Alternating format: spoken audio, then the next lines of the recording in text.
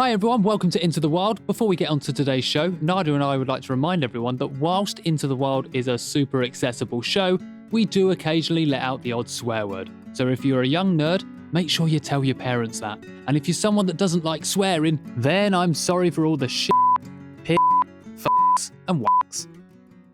Nadia, welcome to the Into the Wild Christmas party. Jingle bells. Mulled wine. Your turn. Oh, mince pie. Too long. Sorry, you're out of the game. You're out of the game. Merry Christmas, Ryan. What are you drinking? Red Stripe. Red Stripe. It was the most festive-looking thing left in my cupboard. It is, isn't it? Yeah, nice white and red. I just panicked when you held up your beer because I didn't have any alcohol, so I ran and got myself a neat spiced rum. Wow. So, well, drink it quickly. Let's make this fun. No, I'm going to a Christmas ceilidh tonight. So I'm just lining my stomach. Have not had neat rum for a while. Oof. That was a. Oh, let's drink this quick and burn some bridges, shall we? Do you have anything to put in it? Well, water. Well, listeners, Ryan's on a boat and he's usually in a house. I must say to everyone, if there is any noises or my audio sounds a little bit weird or a bit different than normal, I'm on Fear Naught, Christina's narrowboat in Hackney Wick, right alongside Vicky Park. So let's hope it's a quiet Friday night in Hackney. Feels like it. Feels like it. No, it never is. Sometimes we couldn't be further away from each other, really, could we? No, we couldn't. In fact, today I've gone further away from Butte. Just doing this. We're both on the water, though. I'm on an island. You're on a boat. I mean, England's also an island. Let's not get into that. Right. Okay. Welcome to the last episode of 2023, the Into the Wild Christmas party. We have got a doozy for you today, and we've got actually a very special guest that's going to be joining for the first time. I'm so excited to bring him in. I'm so excited. This is the first time it's ever happened. He's never been on. You better not fuck it up. We talk about him a lot. There's a reason I've never been on. This is... Hey! He's slow. Look, he thinks he runs the show. Look, he just comes in without an introduction. Get back, fuck off, go away, I'll bring you in a minute. I just got excited. How dare you even talk? Oh, my God. You're such a Scrooge. This man is very much part of the Into the Wild family. He's been... Oh my God, it's been like 2.5 years, I think Oscar's been on the show. He's made an award-winning film with me. He puts up with mine and Nadia's rambling to try and put together a show, and he pieces it together like an artist to produce these wonderful episodes. Ladies and gentlemen, welcome into the show, Into the Wild's producer, Oscar Henderson. Just screaming into the mic. Hello, I'm Oscar, the man behind the magic. I mean, Jesus, gave yourself that title, didn't you? You know, someone's got it. How are you, and are you excited to be on the show? I know talking is your nightmare. And also, what are you drinking, Oscar? Join the game. I'm drinking a glass of water with Kronenberg written on the side of the glass. Yeah, just for posterity. Kronenberg? That's the same as having a beer. Yep. I don't think I've heard the word Kronenberg since I was 15. Yeah, I know. Crony. You're having a crony. Yeah, I remember that. Yeah, it was a very weird drink, wasn't it? I remember one of my friends used to drink it in school, and he was always like the old man of the group. It's a very old man drink. I don't actually drink Kronenberg. It's just a glass that has appeared in my glass collection. You just steal the glasses. Yeah, I think so. Well, one of those. Shall we quickly explain why Oscar's here? Because the nerds listening might be like, WTF? He's usually in the background. What's going on?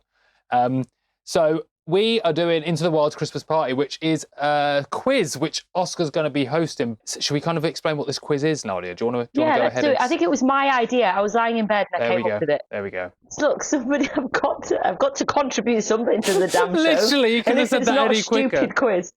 Nadia, do you want to introduce it? Yes, it was my idea. You said, do you want me to introduce it? I'm introducing the whole of it from its inception. Go on, then. This episode, we thought we'd just do a bit of fun and have a bit of a quiz, but also a nod back to 2023. That's what we do at this time of year, don't we? We reflect on the last 12 months and how it's gone, but not just for me and Ryan, for our wildlife nerds that have been on the show in the past, who are our friends. We have asked them to let us know what their favourite animal of 2023, specifically animal. If anyone has put in plant or fungi, they're off the Christmas card list. There's one person Favourite that might, animal. and if they have, it's fucked. Yeah, exactly. Favourite animal of 2023. Oscar is here because he's got them all. We don't know them. We're going to hear the animals and we are going to try and guess who was the person that saw it. Now, the only way we would know is if we were paying attention to our friends in the last Yeah. Oh, God, this is going to really judge us as listening yeah, friends. I know, right? And then we can see if we guess them. And then I guess maybe one of us could keep score and see who gets the most. Or maybe, Ryan, we're working as a team, actually. Should we do it as a team? I think, as always, let's battle and see who's better. Yeah, I think that's healthy. That's healthier. So that should be fun. And I'll read out the participants now. It is Indy Greene, Megan McCubbin, Chantelle, Isla Hodgson, Leif Bersweden, and Lucy Lapwing. Brilliant. And Megan McCubbin. I said Megan McCubbin. Yeah, he said that. But I like the way that he just said Chantelle. Chantelle's like Madonna. No surname. That's Chantelle Lindsay. Right, okay. Chris Packham was going to do it, but he's been lackadaisical. He might send it in before the end of the show. That's going to make me so anxious and stressed. Okay, well, Lucy's on it. At any point, we could get a voice note from someone else.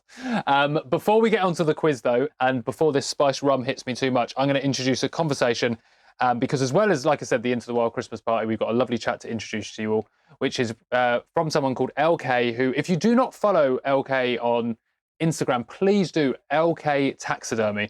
This is a chat about taxidermy. She is a taxidermist. We speak about this industry, about how Elle got into this industry, about how it's done, where she gets the animals from, which I will say now, all die from natural causes, and just spoke about how taxidermy can really, especially for Elle, who goes through the entire process, can connect her to the natural world. As someone that got into that arena a bit later, this has been a wonderful way for her to learn about different wildlife and see it in a way that not many of us get to see it. So, Nadia, are you ready to learn a little bit about taxidermy? Do you know, I really am.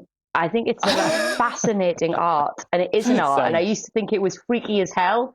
And I always associated it in the past, I guess, with like aristocracy and like white supremacy and all of that horrible stuff. But actually, it seems like with some people, particularly like Elle, there is this really beautiful reverence and respect of our wildlife. And it's something around like making their lives kind of last forever. And I don't know, it's exciting. So I think cool. It's gone on a new wave, a new chapter, maybe, is a better way to say on it. Like it came from a certain, like you said, it had these connotations attached to it. But I think now in today, it's got a lot more artistic and a bit more wholesomeness around it. I think it's beautiful. So here is Elle talking to me a little bit about taxidermy, and we'll be back at the end of this chat for the Into the Wild Christmas quiz. Lovely to meet you. How are you doing? How's your day? I'm very well, thank you, Ryan. Thank you so much for having me on my show and for giving space to taxidermy today. Already, first sentence, taxidermy's in. I have to get it in as soon as possible. Otherwise, it only leads to disappointment. Absolutely. It's only 10 a.m. So have you had a good morning so far? I've had an excellent morning. I have been feathering a barn owl in the studio. And just for a little bit of context, that is day 4 of a long 4-day process. Right. And it gets quite tedious at this point. But I actually really like this process because it is when the bird really starts to come to life. And that's exciting. Yeah, you finally see the magic, you know? Yeah. And when you say studio, now I say to people, I'm in the Into the Wild studio, and you can see it now. It's just my living room. So do you have an actual studio, or is this like Harry Potter cupboard under the stairs? No, it's absolutely a real studio. However, I will just say that when I first started my taxidermy career, it was giving parents' lounge. The family freezer was where I used to keep my specimens. So I think both of my retrospective parents are very pleased that I've moved on to bigger and better things. Or do you mean moved out? That too. I'm glad she's moved out on with her career. A freezer full of specimens. I cannot wait to ask more about that. Let's start for people that have no idea what we're talking about. Do you want to tell everyone who you are and what you do? Absolutely. I am Elle Kaye. I am a bird taxidermist. I only work with birds that die of natural causes in my work. And recently I have become a specialist, which means I have gained kind of in-industry credit for the work that I've done. That's so exciting. So exciting. So I don't know. Well, I've got my first question here, but I kind of want to ask about that. So what makes you get that specialist? How do you get there? So it's uber geeky. So like with any industry, the right show for it. Absolutely. And I'm ready to go. I'm geeking out. Okay. So with any industry, you normally have kind of learning seminars and platforms and conferences where you're able to gain knowledge and speak with others. So essentially what we have is the UK Guild of Taxidermists, which is this faculty that provides a place for you to go, have your work critiqued. And every piece that you submit gets marked up against the judging criteria. So how anatomically accurate is it? Is there the right weight distribution? Have you got the balance correct? Have you got the species-specific behavior and characteristics through your mount? I need to say it was geeky. I wasn't kidding. And basically, for every piece that you achieve, a specific grade, you get a credit. And over the years, you can build these credits up to achieve various statuses, including specialist, which is me, but also going on to places like being a master, an in-industry recognized master. So that's the horizon. We're working on it. Imagine being a master in taxidermy. I would argue that even if you achieve your in-industry credit to become a master, I think, like with lots of other creative professions, it really does take a lifetime to master it. You are always evolving, always learning, new techniques are always changing. And so it's never just, okay, I've got the little rosette, I can just sit and do nothing. Yeah, exactly. It's you always continue to learn no matter what stage you're at. Absolutely. But we said before we press record that the conservation sector is small, as in people we know in it. Sure. So surely the taxidermy world must be even smaller. You are not wrong, Brian. So most taxidermists, at least in the United Kingdom, will know each other by name. We are a small industry, but what is really beautiful in the last decade that I've been practicing, I've seen how much expansion and the sort of further reaches we've got to with opening the industry up and making it more accessible. So it's really lovely to see this kind of new wave, new generation of taxidermists joining, and also to let people know, this is why I'm so grateful, for example, to you today to give taxidermy visibility, to let people know that it is a profession that you can join and that taxidermy is for everyone. It's so cool. So we got to talk about it. So how did your journey into taxidermy begin? Like how did that happen? Okay, so when I was little, I wanted to be a vet. And they just kept dying. No, I'm joking. I'm absolutely joking. So oh my God, imagine. I would have been so happy if that was the reason. I just couldn't keep them alive. That's your soundbite. Yeah, there we go. Okay, so sadly, going through school, I was much more creative than academic. And I think there was this, I now know this to be untrue, but this kind of, you are either academic or creative. There's no intersections between the two. And so I followed my skill set, which was creativity. And that kind of spark into science, anatomy, and biology just wasn't fostered. Anyway, I went to university and I did sculpture. While I was at university, I kept trying to leave.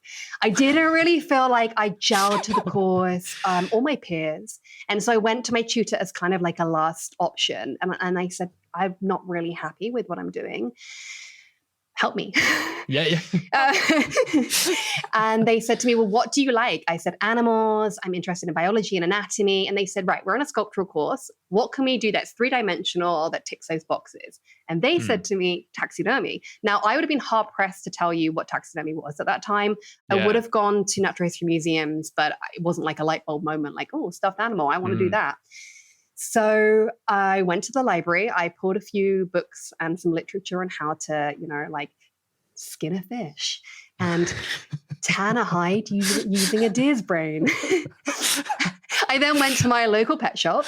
That's like Netflix murder documentary. Oh yeah, I've heard it. How to use knives. I did. Elle Kaye. She's in the library looking up rope ties. That's the sad thing is I just felt like because I wasn't enjoying the course and then I chose taxidermy, like it wasn't helpful for me to do that.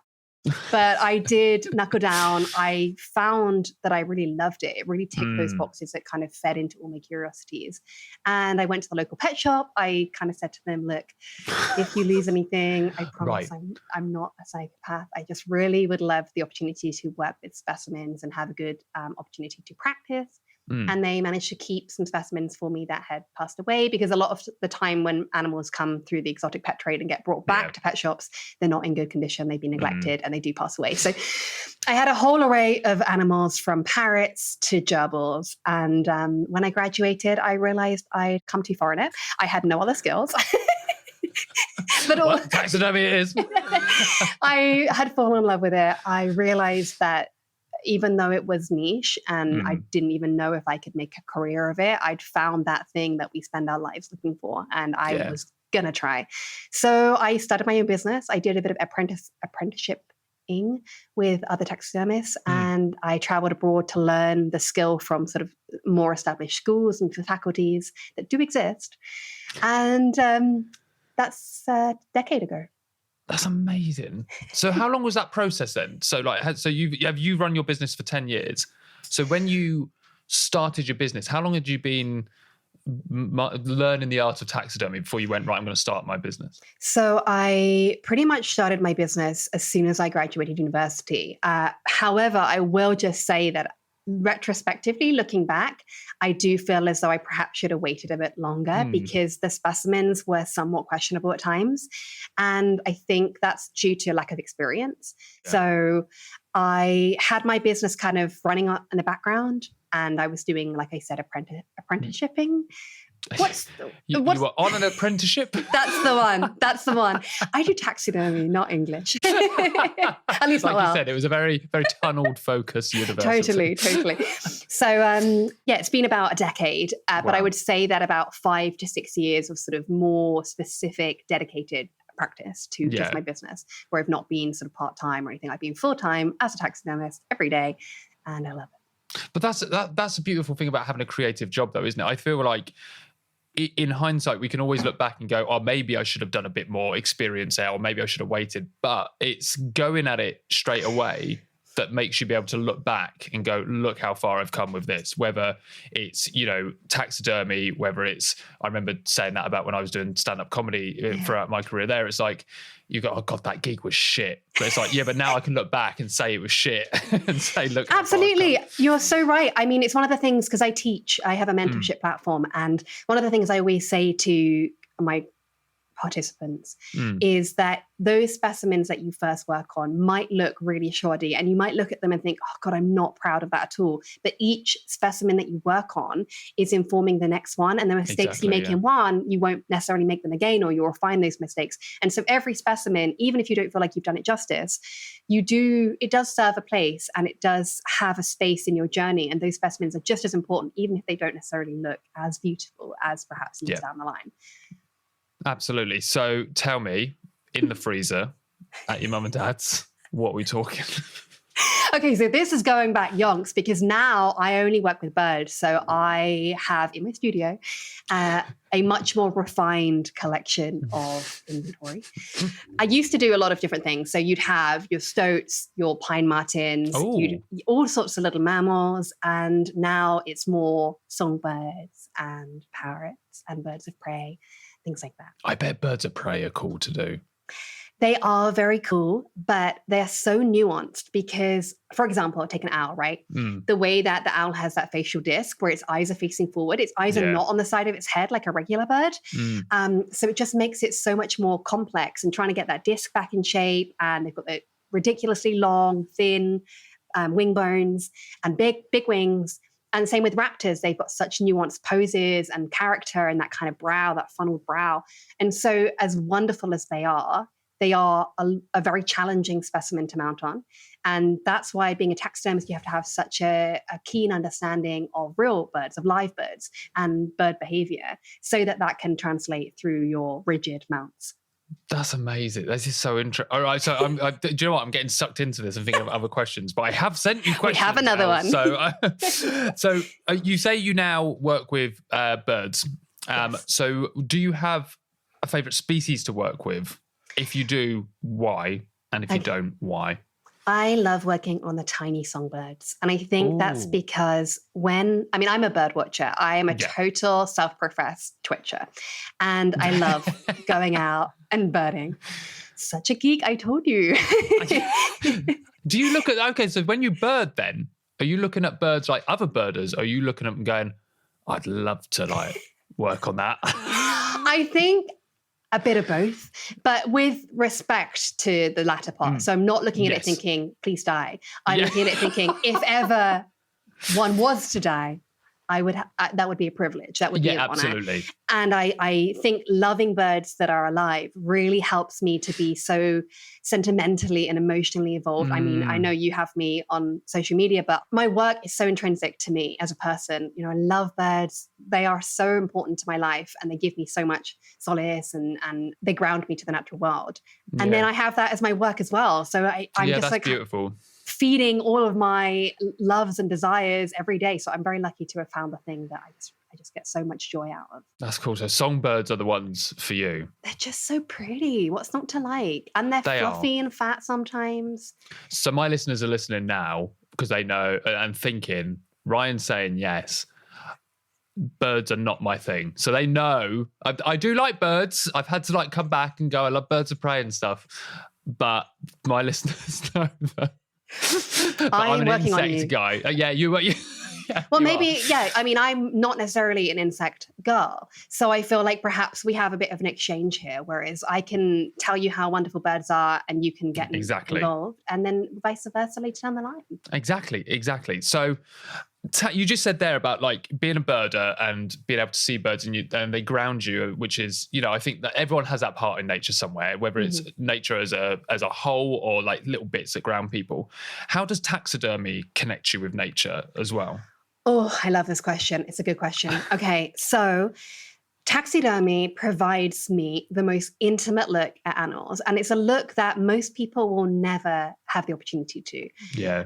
So purely from the physical, I mean, I can open a buzzard's wings and I can cradle, a baby rhea in my hands. There are so many incredible moments in my life where I'm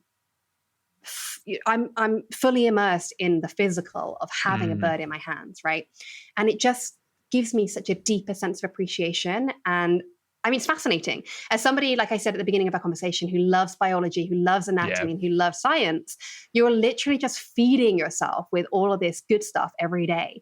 And also there's a joy of rediscovery, but also the joy of discovery. So I do not claim to be a bird expert. I don't know every bird. I don't know its genus. I don't know its Latin name.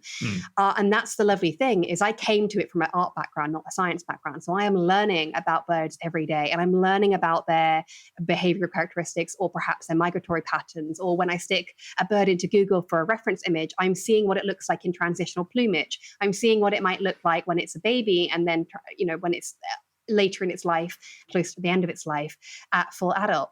It's really remarkable and it's such an education, and that's what I love. Yeah, that's like each specimen you have, you get to go on this scientific discovery about it. Absolutely. It's like being a little mini explorer in my studio. And I think, just to your question, so few people have that in their lives. And I'm so lucky to have that. But then also, in the same breath, it gives me that poignancy about the species on our planet and how, we're losing such a huge degradation of species. And it kind of awakens me to conservation as a larger concept. So I think it's lovely to have that intimacy through the physical, but it does help to inform my wider perceptions of conservation generally. And so you say that, so the animals die of natural causes. So I think people will be asking this question throughout this whole chat. It's my fault the whole time. Is where do they come from? Obviously an array of places, but how do they get sent to you? Okay, so I mostly obtain my specimens through places like zoos, aviculturists, breeders, ornamental breeders, established faculties, and they provide paperwork for all the specimens. But some of the more regular kind of common woodland birds or the birds of prey get found by members of the public. Oh, wow. And as long as I can determine that they have died of natural causes, then I'll take them on and apply for the certificate that I require to work with them commercially. They come from all sorts of places. And what's amazing is that 9 times out of 10, people will think of a taxidermist now. Whereas I'd say sort of 5, 6, 7 years ago, people would see a dead animal and they just bury it. But it's becoming more known and more popular. And then just a final thing, because I think you'll like this. I receive most of my specimens through the good old post system. Yes, you do. That is what I was going to... So because most of the people who find specimens are all over the United Kingdom, right? And I don't have enough time to go and physically pick them up. Oh, my God. So good old Royal Mail coming in hot. What if you're out when it gets delivered? That is the risk. That's the risk. You have to go collect a bar now from the post office. You got to go begrudgingly to the depot and think, I really hope it doesn't smell. But I instruct all of the people that find specimens, to package them up properly. Yes, don't just put it in a paper bag. Do not do that. Don't do that. If you're listening and you find a bird and you want it made into taxidermy, don't you do that. Don't do that. It's more of a hate crime if you do that. Definitely double bag that. Your posties will thank you for it. Yeah. But so they come through the post. They normally come special delivery before 1 p.m. And so they arrive still cold. People often send them with ice blocks to keep them cold and insulate them. And the bigger the bird, the more likely they're going to stay cold because it takes a long time for these birds to thaw out. Yes, of course. But I always have a hiatus in the summer where I'm just like, it's 30 degrees. Do not send me... I don't want a robin coming in at 30 degrees because it's not going to stay cold. And the longer that it stays intact but warm, the possibility of decomposition will be exacerbated. So if you, I don't know if you ever plan to write a book. Yes. But if you do, can that be the title? No robins above 30 degrees. That is so good because actually I started writing my book. Big spoiler alert. Please let that be the title. I'm stuck for a title. So you know what, Ryan? There we go. It's No robins above 30 degrees. It's a very apt Christmas title. It might mislead people, but in a good way. So I feel like maybe I should aim for a Christmas publication. Absolutely. Mm-hmm. So that was my takeaway from today. Change the bird. Just doesn't matter. Just get that in. And then that can be a title of a chapter as well. Absolutely. Or it could be a series of books. Yeah. I will give you a credit in the acknowledgements. Boom. That's why I was doing it. Ulterior motive. Yeah. So I don't know much about the process. Strangely though, when I was a stand-up comic, I was hosting a show once and, as is very common, talked to the audience and asked a member of the public what they did for a living. And they were a taxidermist. And I was like, jackpot, this is amazing. Fuel for the fire. This was some years ago. So I learned a bit about it. But obviously we see you're very good on social media to show bits of the process about what you do. But I think people listening now might be going, okay, so Elle gets the birds in the post. They might spend some time in the freezer and then make it to a studio. And I know that everyone's going, what the fuck happens then? You're not wrong. So what is the process? How do you start and how do you get to that end beautiful bit of art that you have? So I kind of would break it down into 4 major parts. The first part of the process is skinning the bird. So I won't go into too much detail in case people are listening who might be eating. Mm-hmm. But you're essentially removing the skin off of the carcass. So being careful not to cut through the back of the feather quills. Mm-hmm. And there is technique to it, but it actually is a little bit easier than people think. You don't have to go around every single feather. You can just tease it away. Once you have the skin extracted from the carcass, we're going to use the carcass for the next part of the process, which is building an anatomically accurate model that represents the carcass. Right. So you want an armature that will still have the weight distribution, that kind of muscle, and all of that good stuff to help give your bird a core and stability. The third part of the process is usually defatting and defleshing. So crude words, but it says does what it says on the tin. So we know where we're at. We want to take off all of the biological material because if you leave anything that has organic properties, then obviously the risk of decomposition or potentially decay will be great. So we want to get rid of all of that. And then we preserve the skin. We use an assortment of chemical baths. It depends on how thick your dermis is. Mm-hmm. So if you're working on a mammal, you're going to put the skin through a series of pickles. So you're basically breaking down the enzymes in the skin. This is chemistry. This is the bit I don't love. That's why I do birds. And then with birds, their skin is a lot thinner. So you don't have to go through quite as much of a kind of tedious process in terms of breaking down those enzymes because the skin's like paper parchment on some of these birds. The the songbird skin is like plastic wrap. Yeah. So it just needs like 1 or 2 chemical baths, and then it's a bubble bath and blow dry, which is always a good bit. Bubble bath and blow dry. Oh yeah. And then the final part of the process is basically the synergy. It's bringing everything together. You're bringing your preserved skin with your armature. You're dressing the two together, and hey presto, you have a bird. No, it's not quite. It's a little bit more nuanced And than that's that. it. And then you are a taxidermist. And there's a couple of elements. Like I said at the beginning of our conversation, I was feathering a barn owl this morning. So placing the feathers back into their original patterns and making sure the bird has that kind of cohesive, beautiful streamlined feel. Obviously, birds in the wild do have a little bit more of a rough and tumble appearance. They're not always perfect, but we want our birds to look as kind of lifelike as possible. Yeah. As clean and as pure. It's a piece of art at the end of the day. So we want to make sure they look beautiful. And that's it. Amazing. So you take the feathers out of the skin, do you? No, we leave the feathers on the back of the skin. So essentially, like imagine you're undoing a jacket. You're kind of zipping a jacket and then peeling the skin away, and the skin has the feathers on its backside. Amazing. So they will go in the chemical bath as well. Everything goes in. And the feathers can be kind of tricky on different specimens because feathers are grown in groups. And if you cross the groups and don't get the groups back in their kind of natural order, the bird just won't look right. So sometimes when you see taxidermy and like its wings too low, or it's got loads of feathers sticking out, or it's kind of patchy, it's just because the skin wasn't put back on the model where it needed to go. Right. And so that comes with experience. Exactly, yeah. And so when you're replacing I'm going to use a lot of incorrect terminology here. So feel free to correct. So when you're like replacing kind of the tissue or the muscle and stuff with other bits of material, do you have common things that you do to replace that? Is there common materials that you use quite a lot? So do you mean, for example, other than the armature, all the kind of extra elements like between the radius and ulna? Yeah. Yes, so stuff like that. You can use cotton wool. I actually have a phobia of cotton wool. Really? Yeah, I can't. It makes my insides go outside. Okay. I can't touch the stuff. No. It just makes you go, "Bleh." Yeah, absolutely. Okay. So I use a material called tow, which is a little bit like horsehair, and you cut it into strips. I also love to use sustainable materials, so materials that have more of an eternal life, because as a taxidermist, ultimately you're doing something that is going to have a really long legacy, hopefully. So using materials that are less synthetic and more eternal is great for sustainability. Yeah, absolutely. Okay, that's so interesting. Yeah. So, and you can use sheep's wool as well sometimes to like bind to the femur and things like that to create a bit of muscle tone.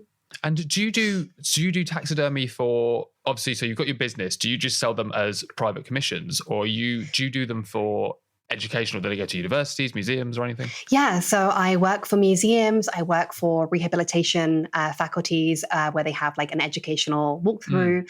I have worked for film companies to provide props for film and commercials. And like you say, the majority of my business are art collectors, so people that see the value of taxidermy just as a three-dimensional piece of art, but also interior designers. So if they're doing a wedding or dressing a window or maybe a stately home or something, they might want some peacocks, for example. Amazing. And so there's a lot of different areas that I work with, which is wonderful. And I think a lot of people don't realize quite how much taxidermy is used. If you watch a military film, for example, and there's a scene where you've got the horse and then the horse is dead, that's often taxidermy, because animal wrangling used to be big in the 80s. It's not a profession that happens so much anymore, basically just because of loads of legislation. Yeah. And so we use taxidermy for those amazing. kind of things. Yeah. I guess you wouldn't notice, obviously, because it's made to look like it's not taxidermy. Precisely, right? Which is a compliment to the art form. Absolutely. But yeah, so people would not realise that. Yeah, I'm that really annoying person that cannot sit through a film or a TV program without being like, that's taxidermy. Hey, look, wind it back, that's taxidermy. No. You just start to have a bit of a trained eye on it. Yeah, never watch a war film with you. Don't, because I'm just going to chew your ear off. And I'll cry a lot because I can't cope. My emotional stability, I'm not there. Animals dying, even though I work with animals that are dead, it's actually a really interesting point because I don't have anything to do with the actual transition between life and death. I'm not there for the act of death itself. Yeah. So I have that detachment. So to see an animal cry, like I'll be scrolling on TikTok and I'll see, a veteran dog that's taking his last flight home. And I cannot even, Ryan. God, yeah, I can't move from the yeah. couch. So, it's it takes a interesting. person that I don't like to be able to watch videos like that and not react emotionally. Precisely. And that's why Like, we're you're both not having my this person. conversation today. Yeah. It's a no from me. But yeah, that's... What do you mean? Are you okay? God, who hurt you? Oh, really bad. But that's the amazing thing is taxidermists, we see life. Ironically, I think a lot of people come to a place of, oh my goodness, taxidermy is motivated by brutality. But actually, how could it possibly be? If you have any concept of the work that goes into taxidermy, you will know that to be doing such a labor-intensive process, you've got to be driven by love. You've got to be motivated by life and seeing life and trying to portray life again. I think that's the big thing. That's what I was going to add there if you hadn't have done it, was to say to portray life back. Because a lot of these scenes that you see, whether it's at a museum, at a university or at a visitor centre, they really tell a story when you're looking at it as well. It's not just about the animal there. It's the whole ecosystem. It's going, this is where this animal's come from. And it's such a beautiful, there's some museums around the world. I remember the Natural History Museum in New York is just absolutely... Chef's kiss. Yeah, I was blown away when I visited that place, and just I could look as if I was at like a wildlife park kind of, or in the wild. I was just like looking at some of these exhibitions going, the detail here, breathtaking. Absolutely breathtaking. And I just think they have such power behind them. And it speaks to legacy because, that we talked about it very briefly about how, the degradation of our ecosystems and of species. Taxidermy might be one of the last remaining records we actually have of our ecosystem, of our planet and the species that live on it. And that's why it's so important with regards to taxonomy, not just as art, not just, for posterity, but as taxonomy, as a record of life. And so it's lovely for me to have come full circle as somebody who wasn't a scientist, now knowing that my work has validation in that science sphere as data, as a record of data. It's really cool. That's so amazing. I've got to, because you said at the beginning, like diversifying the industry. Now we know conservation is not the most diverse and it is changing very slowly, but it's getting there. How diverse is the world of taxonomy and how is that changing? Sadly, Ryan, it's still got a long way to go. The industry is still incredibly closed and has existed within such specific margins for such a long time that trying to dismantle those thresholds is something that takes time. Also, because the industry is so small and there are so few of us, there aren't physically enough people to sort of bang the drum and to open up those parameters. We need non-industry folk to help us. And because taxidermy is so niche and unknown, until we have platforms like you're giving me today, we're not reaching people. We're not giving them the opportunity to learn about taxidermy and to enter our world. And that's really sad because a lot of non-industry people are immediately, they put up a wall. They don't like taxidermy. They don't know enough about it. It's a knee-jerk reaction to something they don't understand. And sadly, we see a lot of stereotypical depictions in film where, we're the bad guy, we're the villain, we're the Dexter, we're the psychopath. Yeah. And it's just not helpful to our reputation and to the ultimate longevity and accessibility of our futurist taxidermists. So sadly, not far enough. And so with that, what would you say to everyone listening now about taxidermy if they're interested in it, or what message you just want to give out about taxidermy? Taxidermy is for everyone. It doesn't matter who you are, what you look like, what you identify as. The natural world is all of ours and we all deserve space in it. If you want to join the industry, welcome. You're so welcome. We're so excited to have you. And it's the most wonderful profession and you will get so much joy out of it. I don't know if you can hear it in my voice. This could be you. It does come across now. It does come across. Does it? It does a little bit. Yeah. The passion is there. Oh, bless you. But I cannot sing taxidermy's praises enough. I will do this until my dying breath and hopefully I will reach people that also want to join this incredible world. And so I hope to see you there. And I will say to everyone listening, Elle's social media is in the write-up of the show. Please visit it because your social media is, but to show taxidermy, honestly, it's such a unique thing to actually be following on Instagram kind of anyway. Do you know what I mean? Like, so I love seeing all the finished products you put up, the processes bits. It's really fascinating. So do give Elle a follow. Thank you so much for coming on the show and sharing some words about taxidermy. Ryan, it's been a real treat. Thank you so much for having me. No worries. Take care. And to you. There we go. A big thanks to Elle for spending some time with me and having a chat. And like I said, if you are not following Elle on Instagram, do so. Her Instagram is absolutely fantastic. It's in the tag of the write-up of this episode. She shows you the incredible process that is behind taxidermy, step by step. And it's just, I've learned so much and just kind of been inspired a little bit, I guess, to see nature from different angles. And it's just absolutely wonderful. So do give her a follow. She's very good at engaging with her fans on there.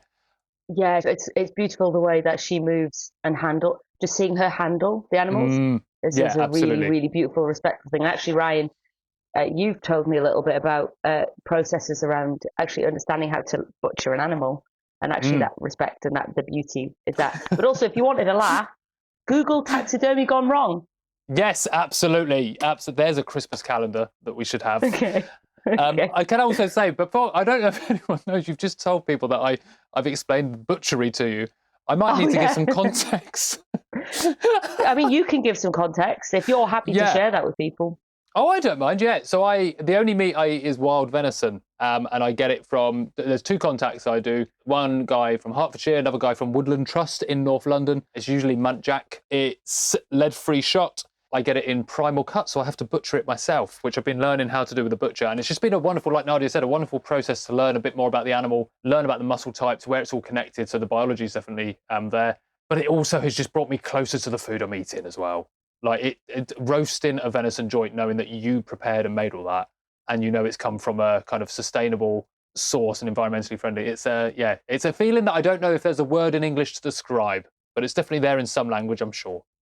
Yeah, beautiful. Well, we're growing vegetables for the first time in 2024, and I am sure when that one cherry tomato that we make is ready, we will 100%. Sun dry the hell out of it. Sun dry the one. Right, let's get on to the Into the Wild Christmas quiz. So Oscar, ding, ding, ding, ding, ding. over to our host. I'm a bit worried about giving Oscar this kind of responsibility. I don't want his confidence to get too high.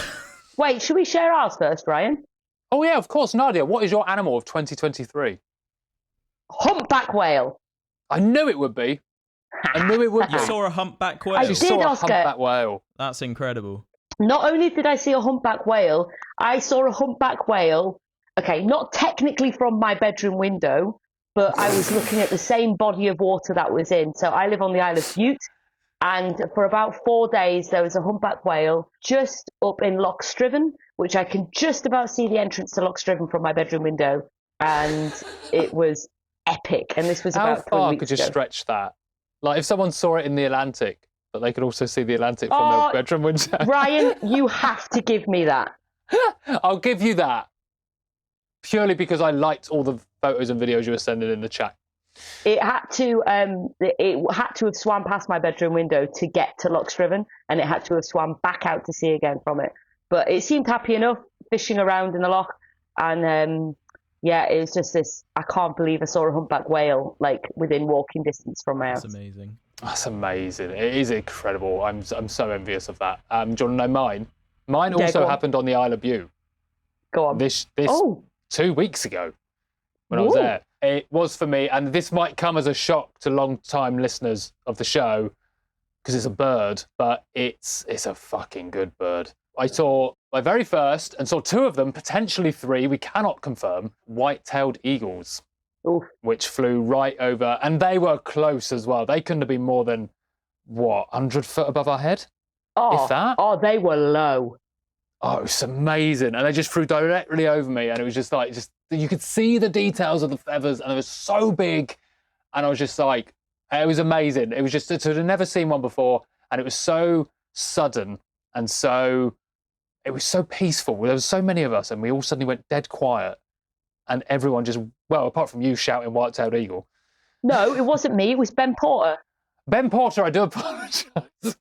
Ben Porter, who's this like, beautiful, the purest of humans in the world, just all of a sudden, top of his lungs, screamed, white-tailed eagle! Didn't know he had it in him.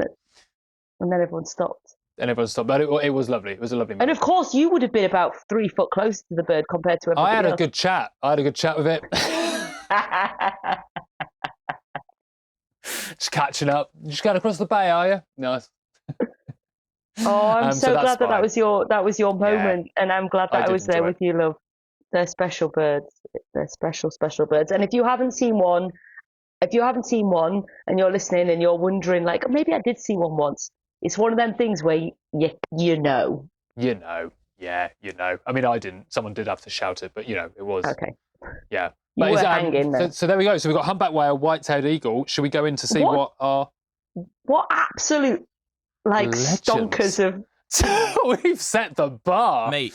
If someone comes in with a woodlouse. I have got one as well. It's Oh, Yeah. sorry, Oscar. We're forgetting you there. Yeah, I know. I'm not usually here, so it's okay. But I live quite close to Glastonbury, and this is on the topic of taxidermy as well. Possibly taxidermy gone wrong. But I spotted in the window of one of the wonderful shops of Glastonbury what was labelled as a gremlin ? And what this what this looked like it was sort of mashup of an owl and a bush baby. I've been back to Glastonbury recently, and that shop is like gone now. And that bush baby owl thing, gremlin ? Is also gone. And I really, really wanted that thing. I've wanted it for years. Are you describing a plot of a film? No, this is just life. There are so many questions that both Ryan and I have, and Ryan hasn't even said anything yet. First of all, you kind of played with the rules of the game a little bit, which is fine. First of all, not the game. Second of all, are you just using this as an opportunity to let everybody know out there that you are looking to buy a bush baby / owl, and if there's one of it, what the hell? If you want to get in contact with me, you can find me at oscar.creates on Instagram, where you'll see beautiful nature landscapes, incredible photography, and also you'll be able to contact me there to let me know about any of your gremlins that you might want to. I will have to say at this point, sorry to interrupt, a boat has just started its engine, so there's nothing I can do about this, but I do apologise to the listeners if when I'm talking you in that case, I'm going to talk to Oscar and we can cut your microphone. That's fine. Yes, So yeah. Oscar, I actually do know about this. So in kind of late Edwardian Victorian times, they were a weird bunch. That was a weird time in our history where they were kind of obsessed with death, but also obsessed with traveling the world and finding really rare, bizarre species and bringing them back. This is kind of really a part of our taxidermy history. And to the point where they did, they had those like freak shows and circus shows, like with a bearded woman and everything. They were kind of like obsessed with the obtuse, the weird, the bizarre. And people did taxidermy different animals together to say, look at this creature I found. And actually, I was in Strasbourg, maybe 2018, and I, in a shop window in antique shops, saw the most horrific kind of beaver come squirrel come something all stitched together. And I have a photograph of this, and I'm going to send it to you. Thank you. And I might even put it on the Into the Wild Instagram so that people can see. Yeah. I'm going to keep an eye out for these mashups, and I'm going to get Oscar one if it's under 20 quid, which it won't be. How much was it, Oscar? Do you remember? I think it was over 100 quid, which was why I sort of staved off my desire for the. Oh. Yeah. Oh, Well. man. Okay, me and Ryan are like 2024 Christmas present for Oscar. Yeah, there we go. We could ask Elle. Yeah, well, we should mash it up. Well, I just imagine that she's got things that maybe went wrong. She's got things that were a bit skewy, and she's like, Have you got any work lying in around. progresses? We'll just say, hey, stitch them together. Stitch them I together, doubt just a get two of your taxidermy could choice. go so wrong that you accidentally stitch another animal onto. Well, it could be the Unless you're on acid. case of where you're like, what more could go wrong? Fuck it, put the giraffe on it. The giraffe with duck feet. Right, let's start this quiz. Oscar, it's over to you, my man. Ask us the first question. Well, welcome. Royalty-free music. It's not the way he's doing that. He's going to put it in. Yep. Welcome to the Christmas Into the Wild animal guessing quiz. The first animal is Wryneck. Wryneck. I thought you said Ryanair. No, Wryneck. No, Wryneck. Okay, so Leif, Isla, Chantelle, Lucy, Megan, or Indy. Okay, so it's a bird. So let's think about. So and we Isla's are going to out. work as a team, Ryan. Come on. Okay, well then Isla, Chantelle, and Leif are definitely gone then. I think so too. So I think I know. okay, so Rhineck. We didn't stipulate UK. No, we. In fact, I actually said to 3 people it doesn't have to be UK. Shit. So But that I makes it think I know harder who because I'm this trying to is. think, where do Rhinecks show up in the UK? So they show up on the East Coast. But then I've also No, had them in but Cornwall as well. Oh I God. think. Can I throw a name out? What? I think it's Indy. I This think is a nerdy when bird. Well, it's a nerdy bird, and he also, I think he saw them when he went back to the Netherlands. Did he or did he not, on 8 out of 10 bats, have a Rhineck feather? Exactly, and I think it is. I think he saw a breeding pair. Indy, if this is you, It's a. I'm going to go. This was easy. Are you locking in? I'm going to lock in Indy on my side. We're locking it. We're locking married in at first Indy Greene. sight. We're locking in Indy Greene and the Rhineck. All right. I'm happy to say you are absolutely correct. Yes! Let's listen to his voice note. Let's hear it. Let's hear why. Hello, this is Indy, and my animal of 2023 was a Rhineck. Now this is because I saw my first ever Rhineck in the Netherlands on my birthday while in the passenger seat of a sidecar, and that has got to be some sort of world record. Wow. There we go. There you go. A Nice. sidecar. See, Is that what I'm imagining? Who was it? What was it? An Aardman tour guide? Was it with Wallace and Gromit? That's cool. Oh, thanks, Oh, Indy. amazing. I'm really That glad just you saw shows that I on your listen birthday. to him. He talks a lot about birds. Shows I listen. Yeah.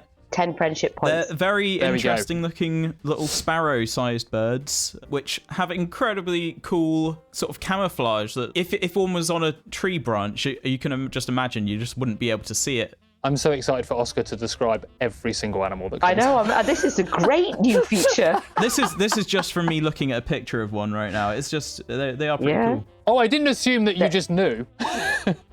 I know things. I guess there was a picture. He knew, Rhineck. Rhinecks are cool. I've seen one. I've seen many.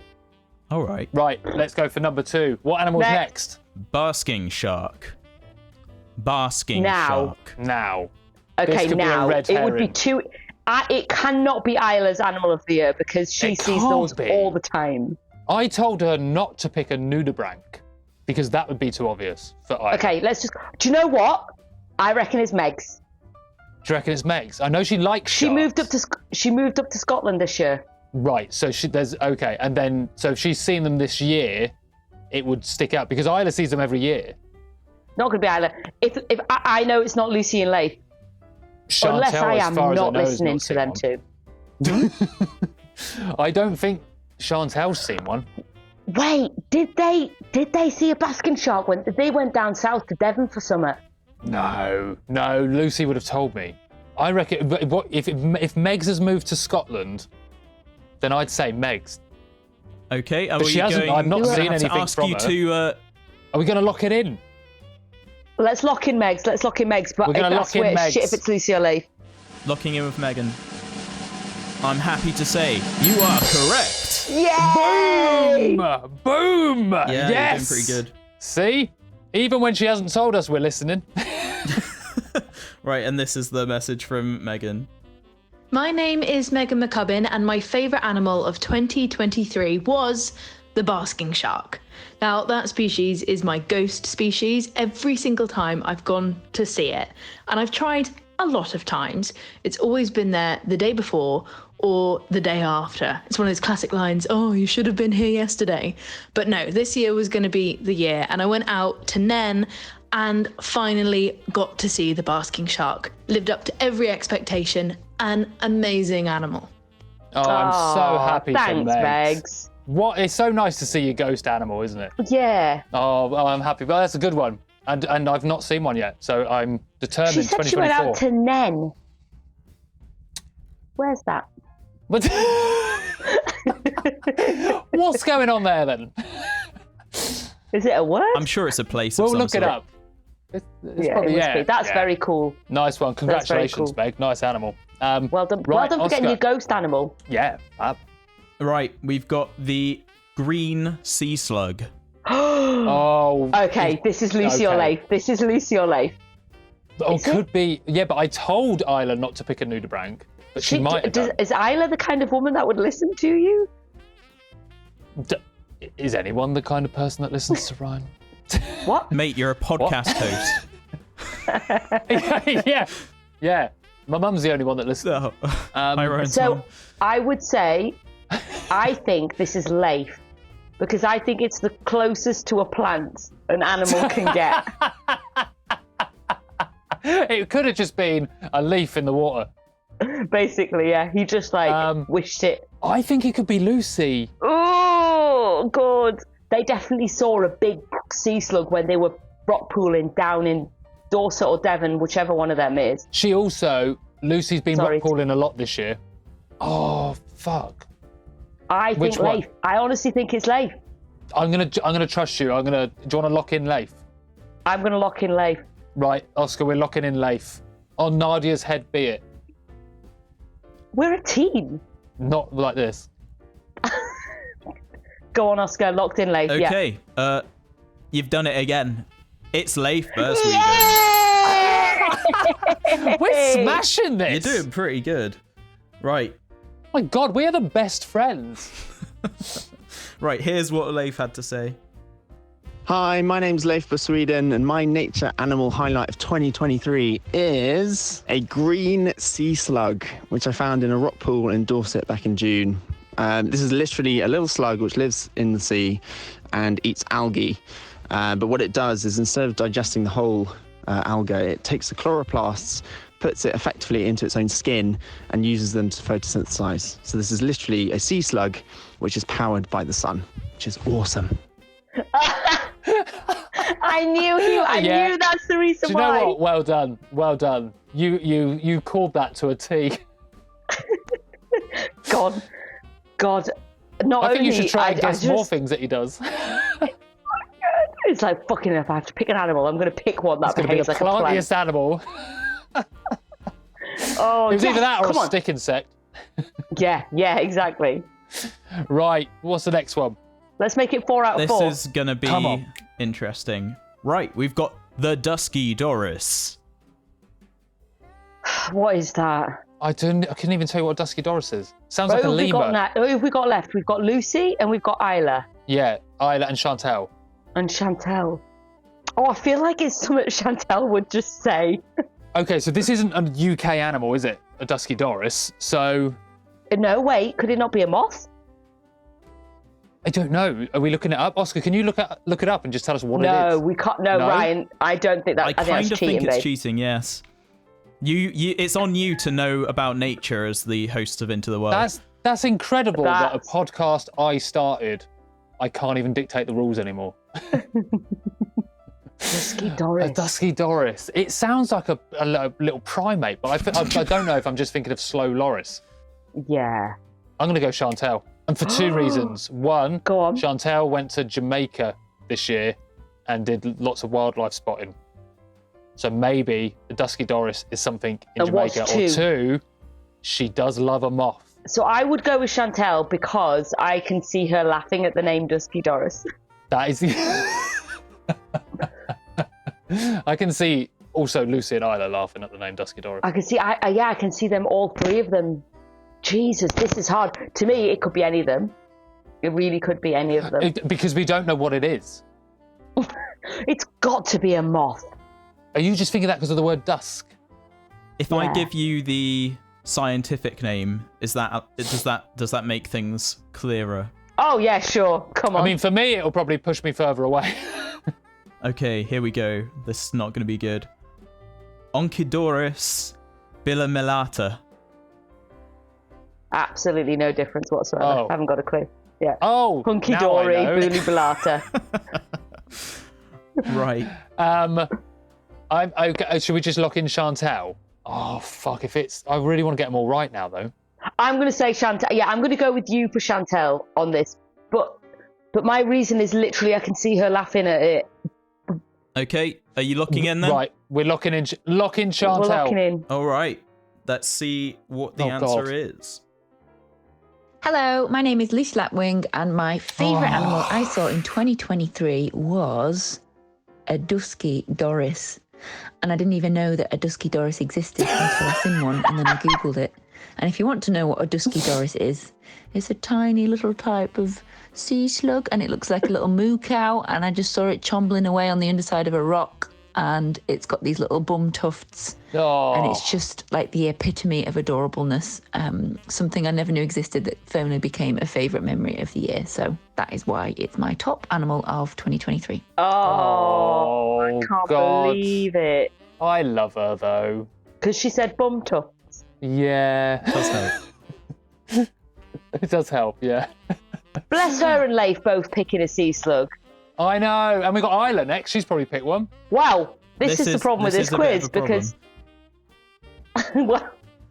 But it's all right. It's just is what it is, isn't it? So right, Why is this a problem? The next two, I'm going to read both of them at the same time, okay?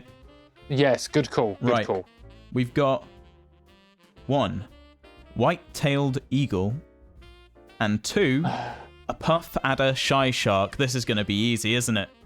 This is so easy. Oh, Purely guys, because, you're letting us down. Because when I saw the white-tailed eagles, I was stood 10 foot away from Chantelle Lindsay. Okay. But also, I was stood 10 foot away from Isla Hodgson as well. Isla was also there. Shit, it's gone back to tricky again. Oh, God, this is such an incestuous podcast. So all of our nature friends come to a big party on the Isle of Bute every Christmas, which is why this happened. I was literally stood in the middle of them, so it could be either of them. And the shark, the only reason why we're debating, or not going to debate this for long, is because the other one's a shark. And Isla is part shark. Sorry, I mean, Isla is a shark specialist. As a marine conservationist as well. So, I think my gut is telling me the eagle is Chantelle and the shark is Isla. But that's exactly what my gut's telling me. But my gut told me that the Dusky Doris was with Chantelle, and we were wrong. So we can either... you are on a boat, which is historically bad for guts. Is it? I don't know, like they rock and it makes people feel queasy. Yeah, true. And I have just drunk a very large glass of neat rum. Okay, should we mix it up and just say Isla white-tailed eagle, Chantelle whatever that shark was? 100%. Let's go outside the box. My gut's telling me it's the other way around, but I'm going to take a risk and put everything you own on that. I support your risk on everything you own. Shit. The reveal cometh. Hi Ryan, hi Nadia, and all the lovely listeners. This is Chantelle Lindsay, and my animal of 2023 is the white-tailed eagle. Oh. Because they're just magnificent. They're our largest bird of prey in the UK, and very recently I was blessed to see not one but 2, others saw 3 for the very first time in a very special place. They were soaring overhead, and it was on one of the most magical weekends of the year. Everything there is true. Everything is true. I know. It is the most magical weekend. Yes, 100%. Oh, we got to hear Isla's now. Okay, come officially. on, let's hear Isla. Go on. Hello, this is Isla Hodgson, and my animal of 2023 is a puff adder shy shark, because I've always wanted to see one, and this year I was lucky enough to see one for myself. They're a tiny little species of shark that's endemic to South Africa, and I love them because they're very small.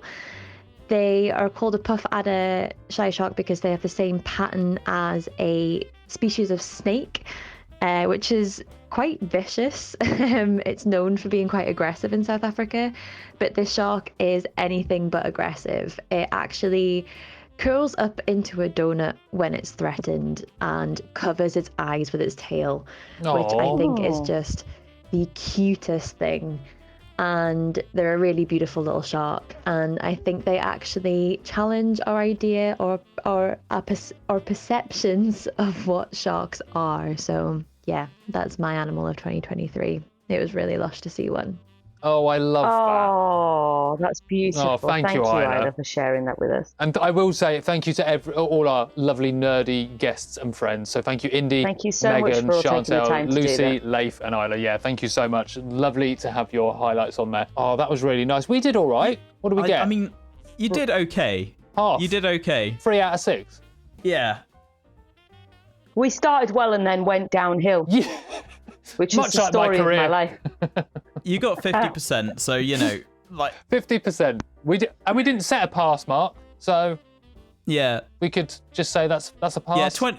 That was actually really fun. 20%. Thanks, Oscar. Oscar, that's nice. I really enjoyed that. That just idea of a shark curling up and covering its eyes with its tail is I know. insanely cute. I know what I'm Googling. Gonna Google that straight away. Thank you everybody for sharing your favourite wildlife moments, and it just goes to kind of like reinforce what we all know is that those, I don't know, what it does to your mind and body when you have those beautiful connections with our non-human kin, takes us outside of ourselves into something so incredibly beautiful and perfect in exactly the way, everything from a sea slug with bum tufts to sharks that curl up like donuts, to eagles, which are kind of magnificent, powerful representations of Wisdom just and this power. and Yeah. strength and grace. And actually, what a really lovely breadth, an example of breadth of the wildlife that we are so lucky to share our home with. And I hope that for everybody listening, that your 2024 is filled with magic moments. And it doesn't have to be extraordinary things like a shark you've already want to see. It could just be a fairly common bird that you've never seen before, or a butterfly that you've never seen before, or just an amazing wildflower meadow. And I hope truly that you're all now smiling away to yourselves, thinking about that special moment you had. Yeah, and do you know what? 2023. DM us on any social media platform or email us at intothewildpod@gmail.com if you want to share specifically what your highlight is.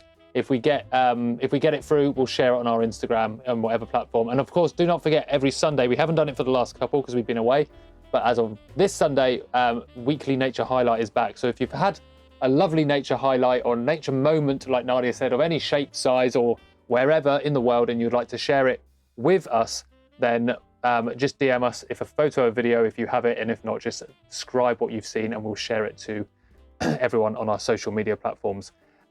From me and Nadia, we would like to just say a huge thank you for this year. This has been lovely. Yeah. We took a risk, we took a jump and really restructured the show, but we've learned so much. We've spoken to an incredible amount of people from around the world, from here in the UK to Southern Africa to South America to India, all around the world. We've tried to get as many voices on, and we're going into 2024 with some exciting new projects coming up. Yeah, we just hope to keep delivering shows like this, innit, bruv? Yeah, and special extra thank you to Oscar for making what is essentially lots of ramblings sound something like a proper podcast. Oh, yeah. Every time. You don't say thank you enough, but I'll take it. No, thank you so much. You're always very... the ramblings... Oscar's drunk at the Christmas If you party. had to go through the ramblings that I've been through, you'd... Nah, I'm joking. We finish, just nerds, we finish every episode and go, oh, fuck, is that an episode? And then Oscar just creates this beautiful flower. Well, I'm looking forward to 2024. I'm excited for us to hang up today and then Oscar message us and say, shit, my audio went wrong. Well, I know. I'd love it. I'd love it. Can you because imagine? For listeners who don't know, I'm always the one that's in trouble, who hasn't sent the thing. It's not a good quality. So I would love it if it was you two. I think all our listeners have just heard that and gone, yeah, we got that. Yeah. Yeah, we knew it wasn't studio booth quality. Yeah, from like it is from Ryan. Right, nerds, thank you so much for all your support from 2023. As always, give us a like, a subscribe, a follow, whatever you want to do on social media or wherever you get your podcasts. If you would like and if you can afford to give us anything to keep these shows running, because it is a free platform, then you can visit kofi.com /IntoTheWild pod. Anything. Chuck us a $5. Or directly chuck us a $5. It goes straight back into the show, aka it goes straight to Oscar for putting the work in too. Oscar's not doing great at the moment. He really needs Some of us call him Tiny Tim. Yeah, he's coughing a lot. He's eating reduced salt value baked beans. Thank you so much, nerds. Enjoy your Christmas, your orbit, and we'll see you in 2024. Bye. Hold up, nerds. Don't go anywhere. That's not the end of the episode. We're nearly at the end. Basically, we were due to have one more guest voice for our Into the Wild Christmas quiz, but due to time pressures, we couldn't get it in time, but we finally got it through, and we wanted to share with you one more nature highlight from 2023, and this one is from the lovely Chris Packham. Hello, Chris Packham here. My favourite nature moment of 2023 was having repeated large red underwing moths resting on the outside of my house every morning when I got up through a certain period of the summer. They weren't coming to the moth trap, not to the light, but they would pitch up on the side of the garage and on the wall at the back of the house. And when I taunted them to get them to flash their large red underwings, it was absolutely joyous. They are such a spectacular species. It was fantastic. I'd only seen them once or twice before, despite them being a common species down here in the south, but that's because they don't come to light. However, my joy was tempered by the fact that I later discovered that their caterpillars had been feeding voraciously on a number of small willow trees that I'd planted in the garden. And in fact, they'd completely defoliated them. But then I suppose that's what I planted the trees for. So my anger was very short-lived, and I'm just going to plant some more trees and hope they come back next year. Oh, honestly, no one could have said any of those words better than that man. Chris, thank you so much for sharing your nature highlight from 2023. And nerds, now that is the end of the show. Go have a good Christmas and a lovely new year. We'll see you in 2024.